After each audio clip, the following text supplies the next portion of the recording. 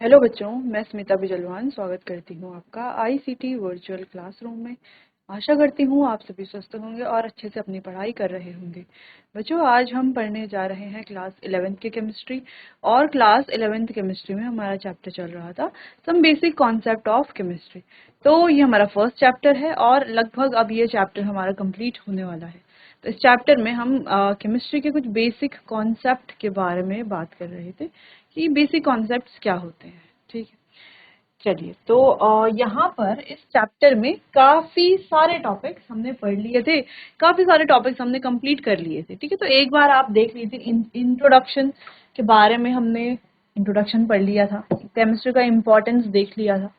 ठीक है, क्लासिफिकेशन देख लिया था कि मैटर को कैसे कैसे क्लासिफाई किया गया है। तो मैटर को बच्चों बेसिकली हम दो पार्ट में डिवाइड कर लेते हैं या दो भागों में बांट लेते हैं। एक होते हैं प्योर मिक्स, एक होते हैं प्योर सब्सटेंसेस और एक होते हैं इम्प्योर सब्सटेंसेस, जो हम अपनी जूनियर क्लासेस से पढ़ते आ रहे हैं। तो जो प्योर सब्सटेंसेस है उसमें आगे हमारे एलिमेंट एंड कंपाउंड, और जो हमारे इम्प्योर सब्सटेंसेस है उसमें आगे हमारे mixtures, that is homogeneous mixtures and heterogeneous mixtures. अब ये इसके बारे में फिर आगे हमने डिस्कस किया था। ठीक है, चलो। तो एलिमेंट जैसे अलग अलग, कंपाउंड जैसे ऑर्गेनिक, कुछ इनऑर्गेनिक, तो इनको हमने डिटेल में डिस्कस किया था। उसके बाद हमने एटम के बारे में बात की। एटम क्या होता है? एक एटम को हम जैसे हम कोई एलिमेंट लिखते हैं तो लिखेंगे कैसे?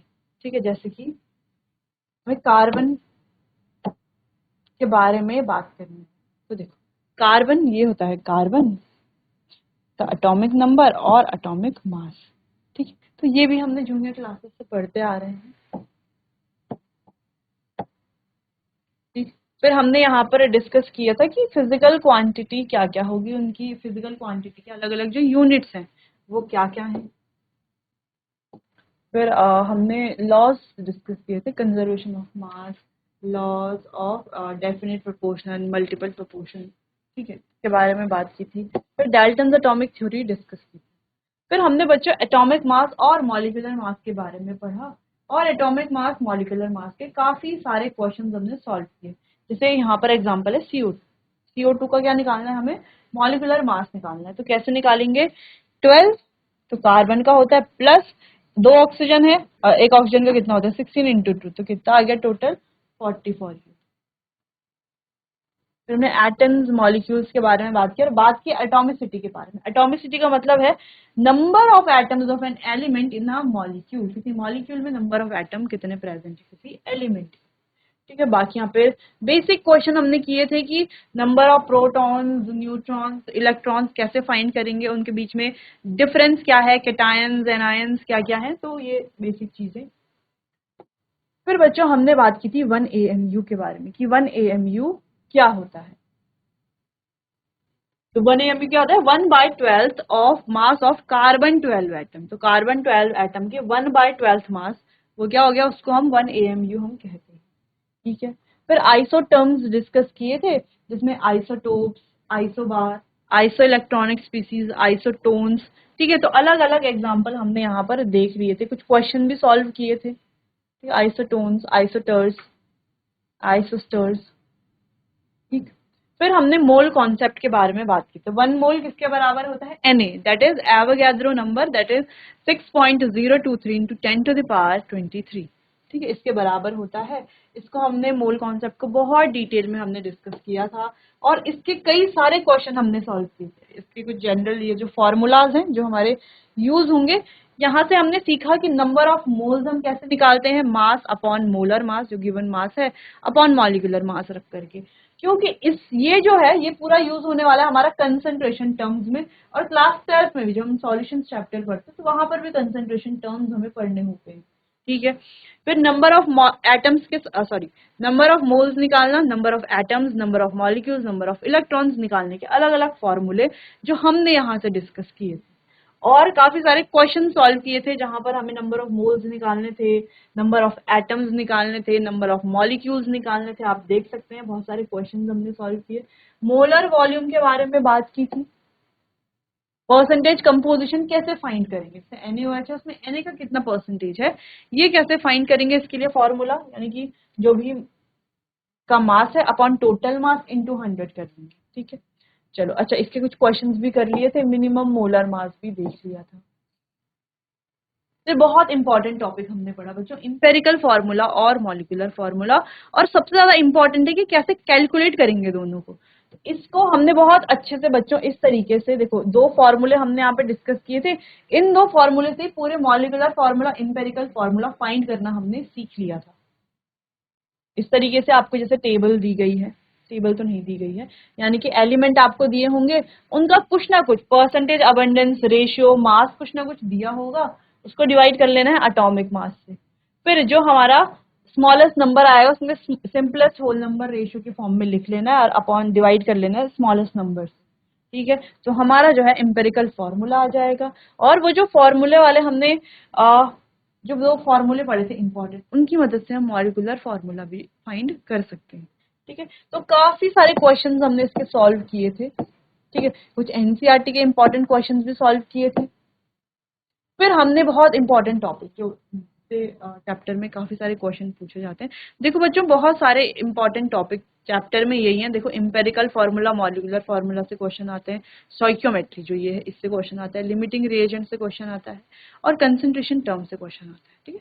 थोड़ा बहुत मोल कॉन्सेप्ट से क्वेश्चन आता है, ज्यादातर मूल कॉन्सेप्ट से भी क्वेश्चन आता है, ठीक है। तो स्टोइकियोमेट्रिक कोफिशिएंट कैसे हम निकालेंगे, इसको हमने डिटेल मेथड प्लस जो इसकी ट्रिक है, ट्रिक से भी समझ लिया था, आपको ध्यान आ रहा होगा।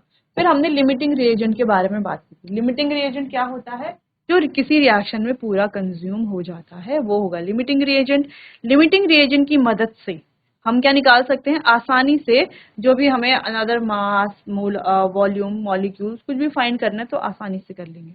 अच्छा, एक लिमिटिंग रिएजेंट है जो पूरा कंज्यूम हो जाता है, दूसरा होता है एक्सेस रिएजेंट जो पूरा कंज्यूम नहीं होता है, बच जाता है रिएक्शन में। तो यहाँ पर हमने सीख लिया था कैसे हम फाइंड करेंगे लिमिटिंग रिएजेंट। जैसे यहाँ पर ये है, यहाँ पर कैसे पता चलेगा कौन हमारा लिमिटिंग रिएजेंट, ठीक है। तो ऐसे ही बहुत सारे क्वेश्चंस हमने यहाँ पर कर लिए थे जहां पर हमने आसानी से फाइंड कर लिया था लिमिटिंग रिएजेंट। फिर हम कंसंट्रेशन टर्म्स के बारे में बात करें। पहला wait by wait, mass of solute upon mass of solution into 100। तो इसका एक क्वेश्चन आपको होमवर्क दिया गया था, ठीक है। तो फॉर्मूला ध्यान से देख लो, mass of solute upon mass of solution into 100। तो देखो बच्चों पहले फॉर्मूला लिख लो,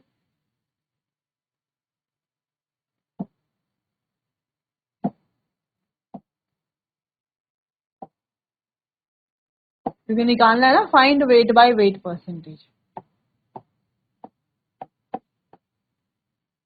तो क्या है, मास of solute upon mass of solution into 100, ठीक है। चलो ये तो हो गया फॉर्मूला। अब देखो गिवन क्या क्या है, जो गिवन है वो नोट कर लेना है और फिर हम आसानी से सॉल्व इसे कर पाएंगे, ठीक। तो देखो यहाँ पर दिया है 10 ग्राम सुक्रोज, तो ये जो 10 ग्राम है ये हमारा क्या है, सॉल्यूट है,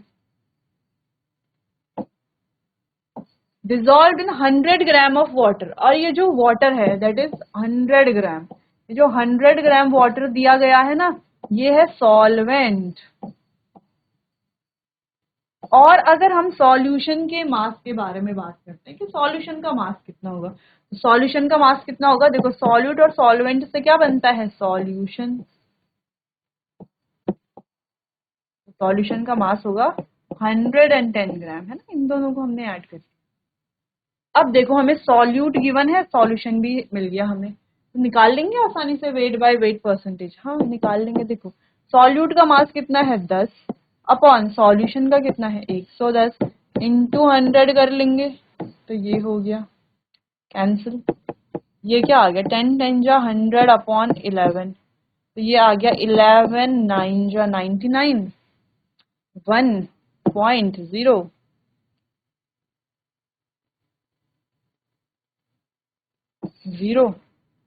9, तो 0.09%, ये आ गया यहाँ पर आंसर, और बहुत इजी था, बहुत इजी था फाइंड करना इसको। तो ऐसे ही क्वेश्चन होते हैं, बस आपको ध्यान से देखना है क्या दिया हुआ है।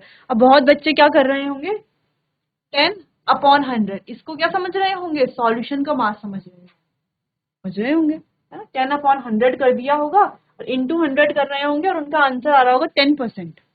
देखो कितना डिफरेंस है, 9.09%, 1% का डिफरेंस आ रहा है आंसर में। डिफरेंस क्यों आ रहा है, क्योंकि यहाँ पर बच्चों फॉर्मूला है मास ऑफ सॉल्यूशन। देखो हमने यहाँ पर पढ़ा ना, मास of solute upon mass of solution, ठीक है। सॉल्यूट का मास तो ठीक है, लेकिन नीचे क्या है, सॉल्यूशन का मास।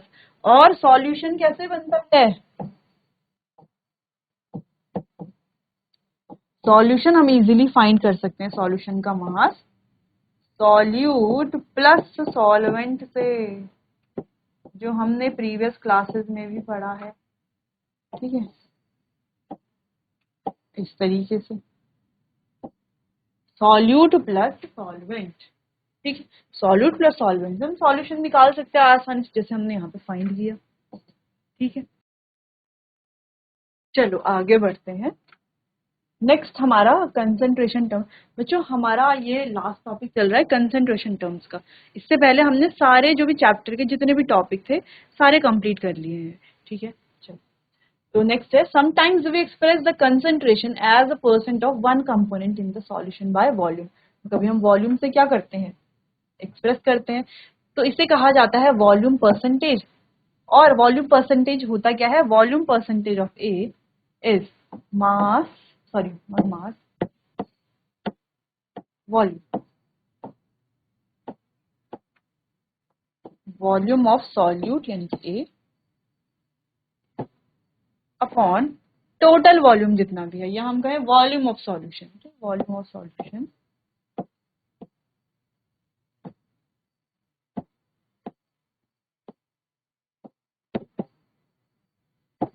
इनटू 100, ठीक है। ऐसे कर लेंगे।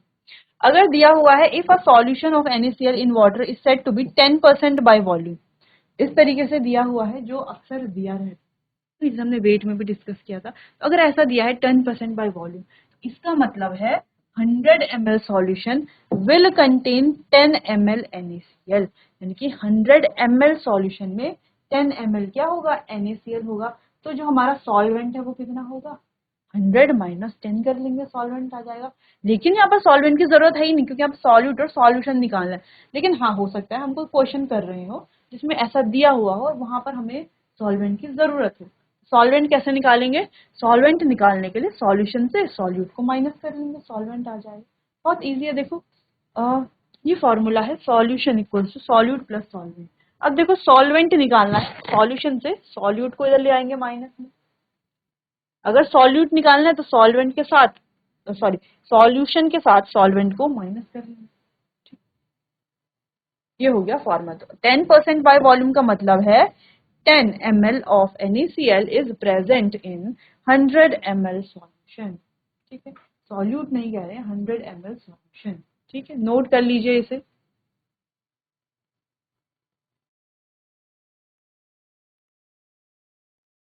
चलो आगे बढ़ते हैं। नेक्स्ट है weight by volume percentage. This unit is majorly used in the pharmaceutical industry. It is defined as the mass of a solute dissolved per 100 ml of the solution. यानी कि mass of solute dissolved in 100 ml of solution. Mass of कंप, अच्छा इसका फॉर्मूले की बात करें, वैसे यहाँ पे लिखा गया है लेकिन सही से लिख लेते हैं, ठीक है। Percentage weight by volume is equals to mass of solute upon volume of solution, volume of solution into 100, ठीक है। अब जो भी हमने ये सारे परसेंटेज कंपोजिशन वाले टर्म्स पढ़े, जैसे weight by volume, weight by weight, volume by volume, इन सभी में क्या करना है, ऊपर उनके सॉल्यूट का मास या वॉल्यूम रखना है और नीचे सॉल्यूशन का वॉल्यूम या मास रखना है, ठीक है। अगर यहाँ पर वेट बाय वॉल्यूम है तो मास अपॉन वॉल्यूम आ जाएगा सॉल्यूट का और सॉल्यूशन का। अगर वेट बाय वेट है तो मास अपॉन मास आ जाएगा सॉल्यूट और सॉल्यूशन का। अगर वॉल्यूम बाय वॉल्यूम है तो मास अपॉन वॉल्यूम आ जाएगा सॉल्यूट और सॉल्यूशन का। ठीक है, सॉल्वेंट यहाँ पर कहीं पर नहीं आएगा, सॉल्यूट और सॉल्यूशन ही आएगा। चलो आगे बढ़ते हैं। कंसंट्रेशन इन पार्ट्स पर मिलियन, जिसे हम ppm भी कहते हैं। ठीक है, तो यहाँ पर क्या था, पार्ट्स ऑफ अ कंपोनेंट पर पार्ट्स ऑफ अ कंपोनेंट पर million parts 10⁶ of the solution. ठीक है, तो अगर इसका फॉर्मूला हम लिखें यहाँ पर ppm का,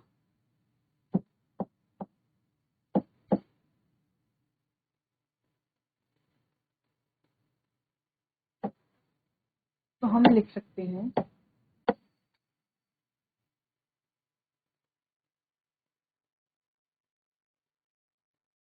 सकते हैं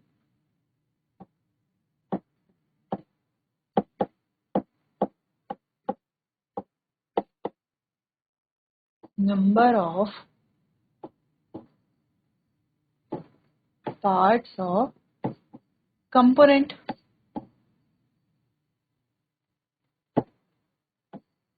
upon total number of parts of all component into 10⁶। ठीक है, तो ये है इसका फॉर्मूला। तो ये भी कई जगह पर यूज होगा, इसको आप नोट कर लो, फिर आगे बढ़ते हैं।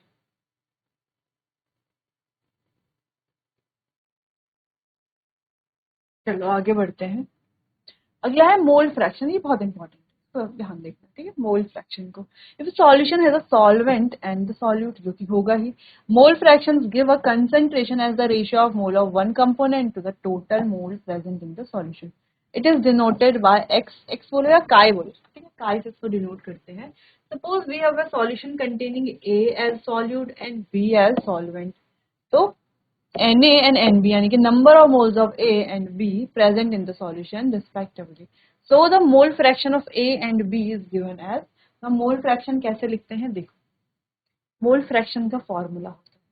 अगर हम mole fraction की बात करें तो अगर हमारे पास कोई दो कंपोनेंट है, ठीक है, जैसे मान लो कोई सॉल्यूशन है और उसमें क्या है, कंपोनेंट A और कंपोनेंट B है,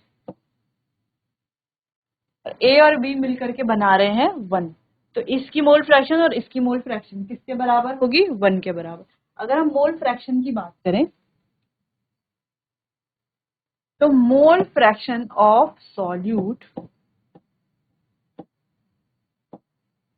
plus mole fraction of solvent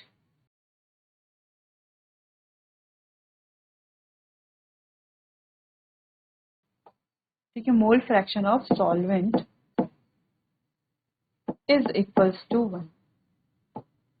ये एक इंपॉर्टेंट फॉर्मूला है, अब इससे हम काफी चीजें कैलकुलेट कर सकते हैं। सॉल्यूट और सॉल्वेंट की जो मोल फ्रैक्शन है वो किसके बराबर होती है, 1 के बराबर। जैसे आप क्लास में पढ़ाई करते हैं, जो भी है, आपका जब रिजल्ट आता है तो किससे आता है, 100% से, 100% में से आता है ना। आपके कितने फिजिक्स में कितने हैं, केमिस्ट्री में कितने हैं, मैथ्स में कितने हैं, बायो में कितने हैं, इस तरीके से आता है। या अगर आप कहें, मान लो एक क्लासरूम है और एक क्लासरूम में 100%, मान लो ये क्या है, एक क्लासरूम है और इस क्लासरूम में क्या है, 100% बच्चे हैं। ठीक है, तो हम क्या कह रहे हैं, अगर इस क्लासरूम में 40% क्या है, बॉयज हैं, तो गर्ल्स कितनी होंगी, क्योंकि हमें पता है टोटल 100% है, तो 40% बॉयज हैं, तो गर्ल्स कितनी होंगी, 60%।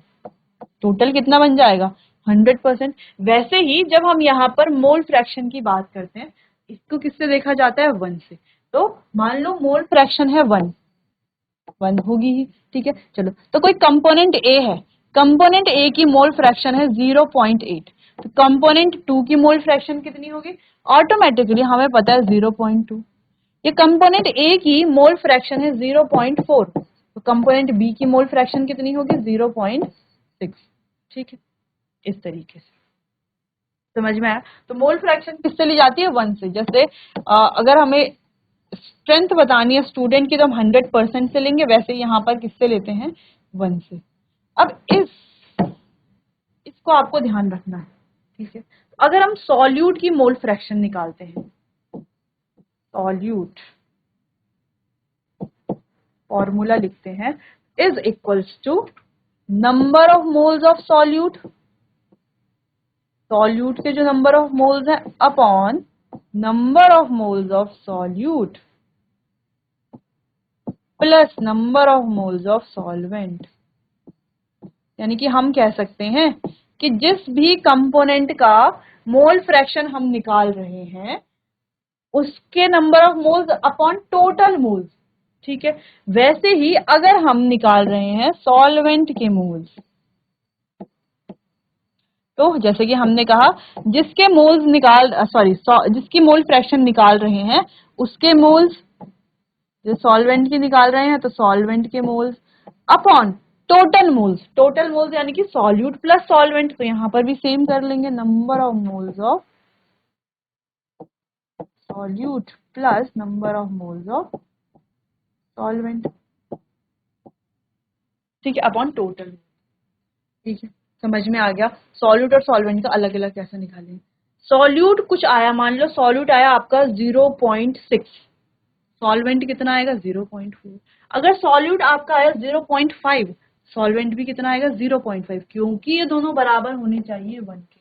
अच्छा, इसको क्या हम ऐसे लिख सकते हैं, mole fraction of solute is equals to 1 minus mole fraction of solvent, है ना। इसको इधर ले जाकर के लिख सकते हैं, बिल्कुल लिख सकते हैं। तो ऐसे आप चेंजेस यहाँ पर कर सकते हो, जैसे हम लिख सकते हैं solvent is equals to 1 minus solute, ऐसा लिख सकते हैं कि हम इसको, हाँ इसे ऐसा लिखा जा सकता है, ठीक है। चलो ये तो आपने साथ साथ नोट कर लिया होगा। अब एक क्वेश्चन कर लेते हैं। A mixture having 2 gaseous component, एक मिक्सचर के 2 गैसियस कंपोनेंट है N2 और O2 with number of moles 10 and 20 respectively. यहाँ पर जो नंबर ऑफ मोल्स है वो है 10, यहाँ पर जो नंबर ऑफ मोल्स है वो है 20। What is the mole fraction of both the component, दोनों कंपोनेंट का मोल फ्रैक्शन क्या है। अब आप ऐसे नहीं कहोगे कि इसके मोल्स प्लस इसके मोल कर लेंगे और 1 कर लेंगे मोल फ्रैक्शन, नहीं, मोल फ्रैक्शन यानी कि हमें निकालना है ये और ये। यहां पर फॉर्मूला क्या होगा, number of moles of N2 upon number of moles of N2 plus number of moles of O2। यहां पर भी फॉर्मूला क्या होगा, number of moles of O2 is equals to number of moles of N2 plus number of moles of O2। ऐसा होगा, बिल्कुल होगा। इसको आगे सॉल्व करेंगे तो N2 के मोल्स कितने हैं 10 और N2O2 के टोटल मोल कितने हैं 30, है ना। 10 प्लस 20 कितना हो गया, 10 प्लस 20 कितना हो गया, ये आ गया 10/30, यानी कि इसके मोल आ गए 1/3। वैसे इसके मोल कर लेंगे तो ये आ जाएगा 20/30, इसके मोल्स आ गए 2/3। सॉल्व कर लेंगे तो इसके आ जाएंगे 0.33 करके कुछ, और इसके आ जाएंगे 0.667, ठीक है, 0.333 0.667 इस तरीके से आ जाएंगे। दोनों को जब हम ऐड करेंगे, अब देखो आप इन दोनों को ऐड करो 1/3 और 2/3, क्या इनको ऐड करके 1 आएगा, बिल्कुल आएगा 1। देखो आप करो 1/3 प्लस 2/3 कितना आ गया, 3/3 डेट इज 1। मोल फ्रैक्शन को चेक करने का मेथड भी है ये, आप क्या कर सकते हो, चेक भी कर सकते हो कि हाँ ये मोल फ्रैक्शन सही आई या नहीं आई, कैसे, सिर्फ इतना सा करके, क्लियर है, 1 करके, है ना, चेक करके, यानी इनको ऐड करके जो भी दोनों कंपोनेंट के आपके मोल फ्रैक्शन आए, कंपोनेंट ए कंपोनेंट बी, ठीक है, इस तरीके से मोल फ्रैक्शन निकालते, बहुत इजी। नेक्स्ट क्वेश्चन है, calculate the mole fraction of ethylene glycol in a solution containing 20% of C2H6O2 by mass। अब 20% C2H6O2 by mass का मतलब है कि 20% का मतलब है कि 20 ग्राम प्रेजेंट है वो, ठीक है, सॉल्यूशन में। या सॉल्वेंट में, ठीक है। तो वो आपको खुद से करना है, क्योंकि ये तो हमने कर लिया था, ये इस तरीके के क्वेश्चन हमने पहले भी देखे थे। बस यहाँ पर आपको चेक करके क्या कर लेना है, मोल फ्रैक्शन निकाल लेना है। तो इसको आप क्या खुद से कीजिए सॉल्व। चलो, तो कर लिया होगा आपने, यानी कि 20 gram is present in 100 gram solution. तो यहाँ से सॉल्यूट कितना आ गया, अगर ये तो सॉल्यूट ही है वैसे। अगर हम सॉल्वेंट की बात करें तो सॉल्वेंट कितना आ गया, देखो 100 माइनस 20 कितना हो गया 80। सॉल्वेंट कितना आ गया 80 ग्राम। चलो, सॉल्यूट और सॉल्वेंट का मास हमें मिल गया है। अब इनका क्या मॉलिक्यूलर मास हम निकाल सकते हैं बहुत आसानी से। देखो फॉर्मूला गिवन है, और ये क्या है H2O, इसका मॉलिक्यूलर मास कितना होगा 18। इसका आप कैलकुलेट कर लेंगे 12 into 2 plus 6 into 1 plus 16 into 2। इस तरीके से आप क्या कर लोगे, 62 समथिंग आएगा, तो आप निकाल लेना आसानी से, ठीक है। तो चलो, तो मास आ गया, मोलर मास आ गया, तो आप क्या निकाल लोगे, नंबर ऑफ मोल्स निकाल लोगे। नंबर ऑफ मोल्स निकालने के बाद आप क्या निकालोगे, मोल फ्रैक्शन कैलकुलेट कर लोगे, ठीक है। सॉल्व करो इस क्वेश्चन को खुद से।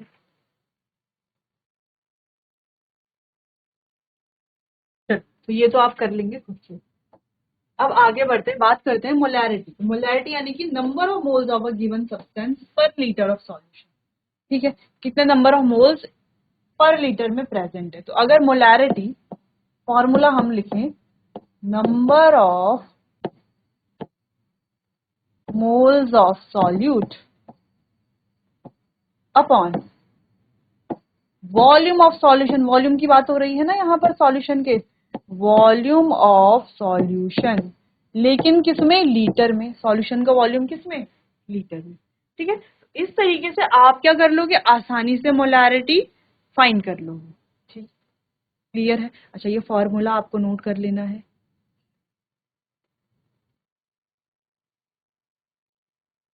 चलो आगे बढ़ते हैं। तो यहाँ पर एक क्वेश्चन है, find the molarity of 40 gram NaOH, यानी कि सॉल्यूट कितना है 40 ग्राम, ठीक है, dissolve in 250 ml solution. 250 ml, इसको किसमें चेंज कर लेंगे, इसको चेंज कर लेंगे हम लीटर में, ठीक है। मिलीलीटर को किसमें चेंज कर लेंगे, लीटर में। और number of moles of solute निकालना है। फॉर्मूला तो क्या है, मोलैरिटी का फॉर्मूला है number of moles of solute upon volume of solution in litre. तो देखो, वॉल्यूम को चेंज कर लेंगे, 250 अपॉन 1000 कर लेंगे, ठीक है। तो ये आ जाएगा 0.25, ठीक है। क्या आ जाएगा, ये कैंसिल हुआ, एक दो, यानी कि 0.25 लीटर। अब नंबर ऑफ मोल्स आप निकाल लोगे। नंबर ऑफ मोल्स कैसे निकालते हैं, मास अपॉन मोलर मास। अभी हमने बात की थी ना नंबर ऑफ मोल्स की, ना पहले जब मोल कॉन्सेप्ट पढ़ा था तो नंबर ऑफ मोल्स निकाले थे, मास अपॉन मोलर मास। मास कितना है 40, एन निकालना है। और मोलर मास कितना है, देखो इसका होता है 23, इसका होता है 16, इसका होता है 1। तो 23 1 24, और 6 30, और 10 40। तो कितना हो गया 40, यानी कि नंबर ऑफ मोल्स कितना आ गया 1। सॉल्व कर लेंगे तो मोलैरिटी कितनी आएगी, ये आएगी 1 अपॉन 0.25। सॉल्व कर लेंगे, पॉइंट हटाएंगे, 0 0 आएगा, 25 4 जा 100, ये आ गया 4m, ठीक है। तो ये आ गई मोलैरिटी। बहुत इजी है, फॉर्मूला आपको पता है अगर, तो आसानी से सॉल्व कर लोगे आप, ठीक है। तो ऐसे एक और क्वेश्चन है, इसको आप खुद से कर लेंगे। अब बात करते हैं मोलैलिटी की। मोलैलिटी का भी सेम फॉर्मूला है, सेम तो नहीं, थोड़ा सा डिफरेंट। क्या है, नंबर ऑफ, सॉरी, हाँ, number of moles of solute upon mass of solution.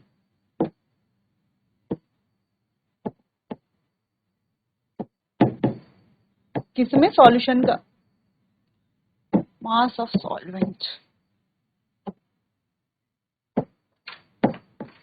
Mass of solvent in KG.